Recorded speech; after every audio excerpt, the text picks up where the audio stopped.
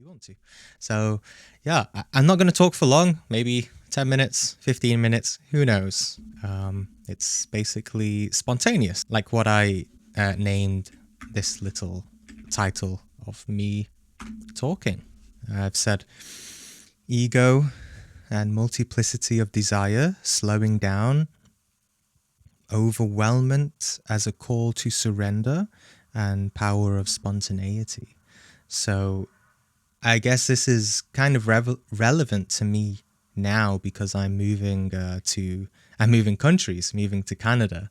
So these next couple of weeks are really like I've got so much to handle, and I have all my kind of spiritual practices. I have you guys to look after in the Discord and YouTube. And while I'm in Canada, I don't want to focus on that so much.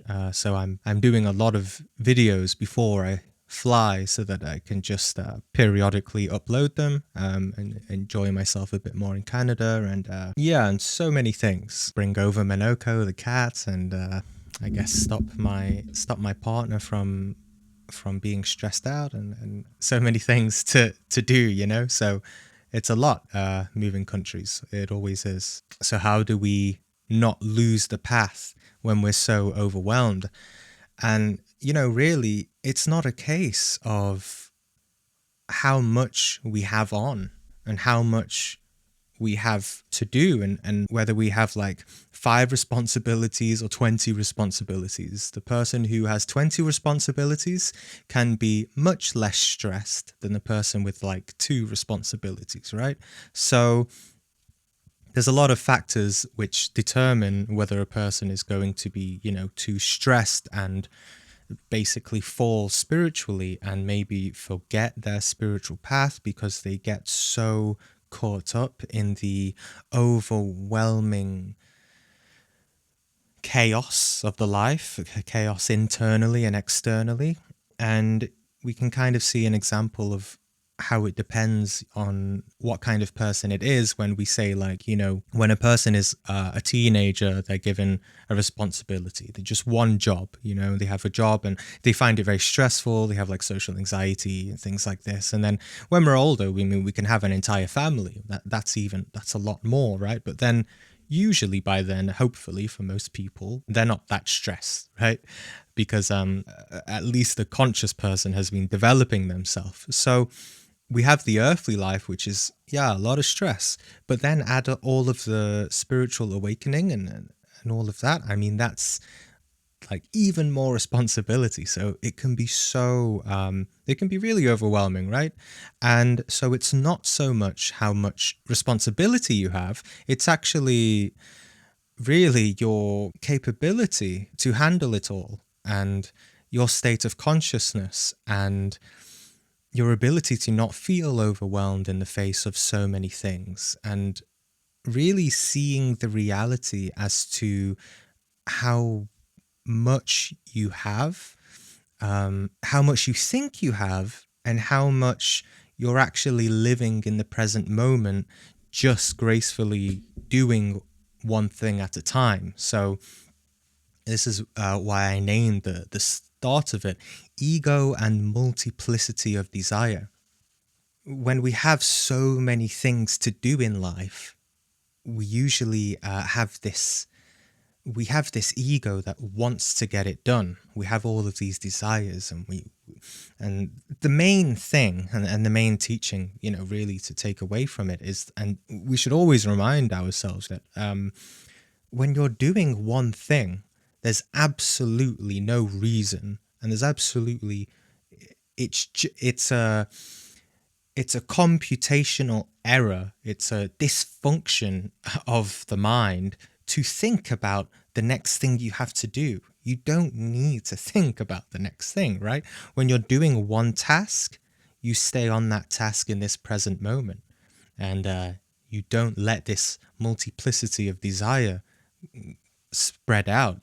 There's no point in doing one thing and then thinking about the next thing. And that's really the start of this feeling overwhelmed, right? And that's not good. That's not what we want when we're trying to be doing things as efficiently as we can with also expending the least amount of energy while we're doing it. So usually we think in terms of when we do one task, we're spending energy. Uh, Ideally, we want to do tasks but also be retaining and also cultivating energy. You know, when you have to go to wash the dishes, are you thinking about so many scenes in the mind and expending energy and feeling like it's a chore? Or are you just in the moment, grateful for what you're doing, and just enjoying a simple thing as washing the dishes? Because if you're enjoying it and you're in a state of well-being, then you can actually be gaining energy rather than losing it. So of course, this is why I've said, slowing down as well. It's just really important to really slow down while we're doing things. So, I think on my channel and in general, I've spoken a lot about meditation and having a practice, setting a time for yourself, whether it's 5 minutes, 20 minutes, or an hour, to formal practice. But what's just as important is being and maintaining self-awareness, slowing down this feeling of being overwhelmed, and managing this multiplicity of desire throughout the day. That's what makes the difference, really. Like, uh, if you are meditating, you could have perfect meditation, perfect samadhi, and you go into realms of total bliss and enlightenment. And then if you finish and you're just completely overwhelmed by the responsibilities and thoughts and dramas of life, like an hour later after you've meditated, I mean, what did you meditate for? What's the point? You may as well have not meditated, to be honest. Like, I know it does help at some point, in some way, and I do believe, regardless of how much you do feel overwhelmed and dramas, if you do at least have a consistent practice, it's going to help. But this should really be applied to, and really be the meditation, the meditative state should flow into and spill into our waking awareness. That's the most important thing, into self-observation, feeling these overwhelming emotions in the body, constriction, anxieties, and just simply slowing down to observe them and observing all the things you want to do and the chaos in the mind. It's okay. There's nothing you have to do about it, right? It's always back to the being, and being is not doing, right? So maybe you see, oh, I'm failing, or I'm what do I do with all these thoughts and these emotions and feelings, and there's that saying things like, oh, what do I do? Or I'm failing, or I'm rubbish, I'm not very good at this. That's still all adding to the overwhelming feeling. So it's still about slowing down, watching those thoughts, watching those anxieties, not identifying with how we feel and how we react to overwhelming, right? It's one thing to be overwhelmed, and then it's worse to negatively react to being overwhelmed, right? So we're being overwhelmed because we're being overwhelmed. So we're like we're crazy, right? In the mind. So, yeah. And so this is why I've also said overwhelmment as a call to surrender. And when at any point when you start to see that you are being overwhelmed and that you're thinking of one or two other things while you're doing one thing and not being present, meditating on this meaning of surrender is very good, because you don't have to think about, okay, I should do this particular technique to get back to the present moment and observe my breath, which you can totally do that, of course, but complete and just radical surrender, like a rebellious surrender, right? Like, this is why it's called like revolutionary psychology, which is and how it has a kind of rebellious attitude to it. So when you see that you're feeling negative emotions, you're feeling anxious and all of this, and you don't know what to do, just stop, just completely stop, just surrender all of it. And it's almost like okay, I don't care anymore. I'm just going to let the day flow how it should, get these things done when I can, and I trust in my experience, and in I trust that things will get done. It's a really beautiful thing to be able to trust ourselves to get it all done, because when we think in the future about how to get things done,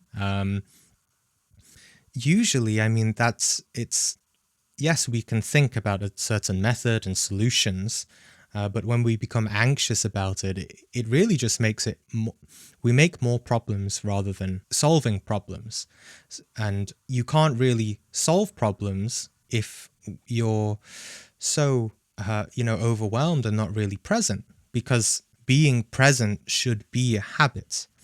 But when we make a habit out of always being in the future, when it comes to the point of being in the future of the thing that we were anxious about, then when we get to that, we will still be thinking of in the future of the next thing to do, if that makes sense, you know? So let's say I'm anxious about packing my suitcase tomorrow, and I keep thinking about it here and now while talking to you.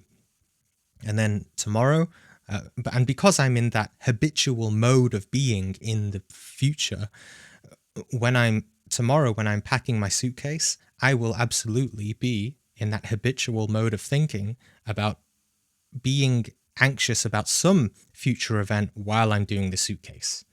So we're never really present. We're always in the future about something. It doesn't matter, what it is. So this we have this overwhelmment, or this feeling of being overwhelmed, and we surrender. And that opens up this power of spontaneity, because you don't know how things will play out in life, right? You don't know what kind of challenges there will be, or you don't know how long a particular thing is going to take to solve. And you might not be able to do the 10 tasks that you wanted to do in one day.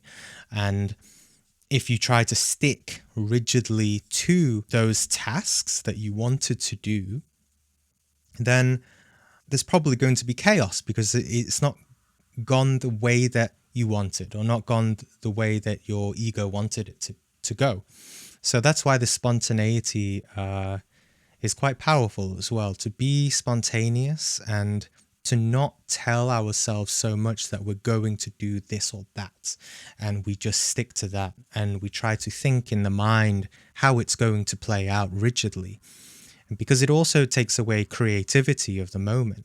If I think, okay, tomorrow I'm going to go to the shops and get this and that, I'm kind of like, I become like a robot, you know? Go to the shop, get this and that, come back, done. Like I'm just an android. So really, spontaneity, it's more in the moment. It feels what we should do, and we also enjoy the process, and it becomes more creative. It's creative because we're still open. We're not filled with so many thoughts and ideas, right? Overwhelmed with ideas, overwhelmed with things, and there's no space for creative thought to happen. So usually we always think a solution to a particular thing is the best thing to do, and we just go with that. But if we go rigidly to that without any spontaneous creativity, we may miss opportunities to see that there are other ways which we could have done a particular thing, or there are better ways in which we could solve something.